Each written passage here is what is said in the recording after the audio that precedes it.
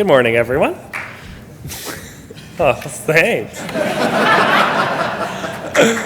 Oh, it's so kind. So I'm just going to expand a little bit on some of the things that I was mentioning briefly around the Sex Now 2019 dry blood spot self-collection in British Columbia. So in terms of this context, dry blood spots was a little bit new for us in terms of an experience in person in 2018. And we found that it was highly acceptable to folks. As you guys would have seen this morning, a lot of people took it up. We have had also a lot of previous success with other versions of Sex Now in the past, where we've reached well over 1,000 folks in BC several times. So combining those two things together is kind of where this came from. We also got a lot of community feedback around non-urban barriers to testing. And so it's great to be on this panel in terms of seeing what other health authorities and regions are doing in terms of increasing that. And this is kind of just another idea in terms of creating another platform to test out and see how acceptable this would be. We also asked in 2018 how feasible some of this might be. So we asked folks how many would be likely to use a mail home kit, and 3/4 of folks said they would be. And we also asked folks of those who were willing to use that kit, who would be comfortable collecting blood. And 85% of people said that they would be. So those are pretty promising numbers, and so we decided to continue in this kind of plan to see whether we could provide this through this platform. So in terms of the initiative, this is going to be using dry blood spot technology. Many people have probably used dry blood spot, and not just if you did Sex Now 2018, but it is a method of collecting blood that's used in different parts of healthcare. It simply takes a single finger prick or heel prick in other parts of healthcare, but for this would be a finger prick, and then taking some drops of blood and dropping them onto a piece of paper like this. And then those drops of blood basically dry, and then that card is then mailed to a lab, and then the blood is punched out and tested. So the concept of this is that we're collecting a few drops of blood from people, so it doesn't require a needle or venipuncture.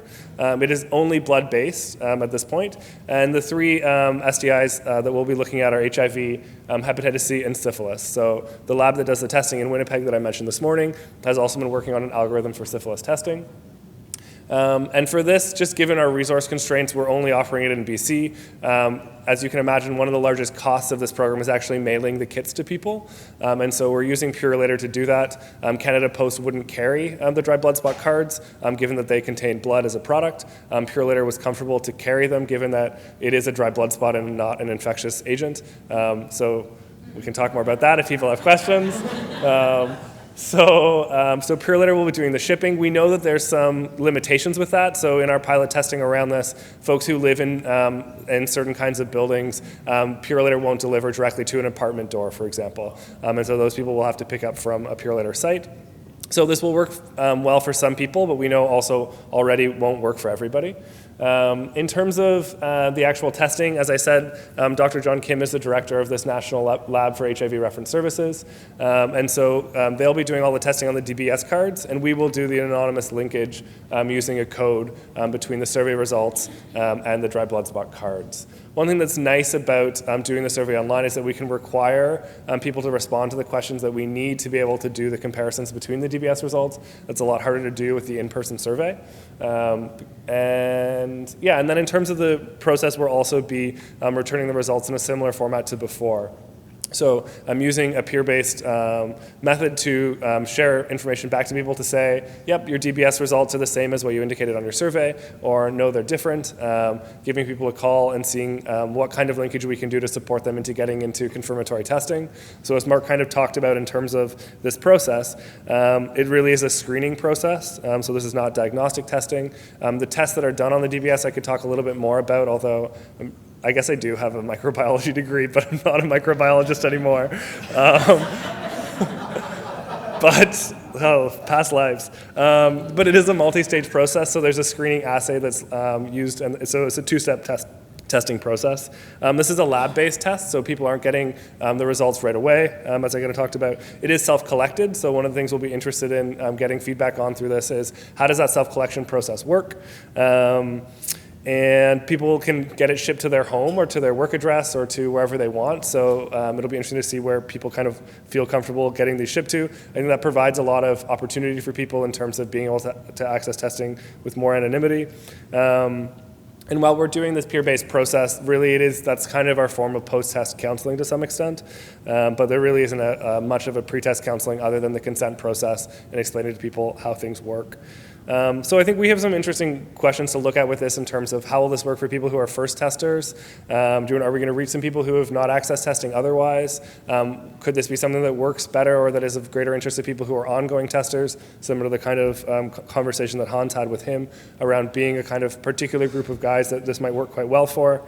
One thing that I think is important about this process is the time lag. So, I mean, Maya talked about the 2-week period for interior health. I mean, for us, we need to get the kit shipped to the person, they need to complete it, ship it back to us, we need to batch that, ship it to the lab needs to test it, send those test results to us electronically, we need to then do the linkage and then contact people.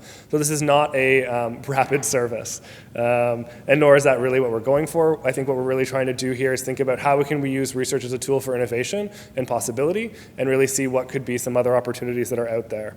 I think for us, in terms of, we always get a question about public health reporting, so just to address that off the top, we're not a public health body and we're not required through legislation to do public health reporting.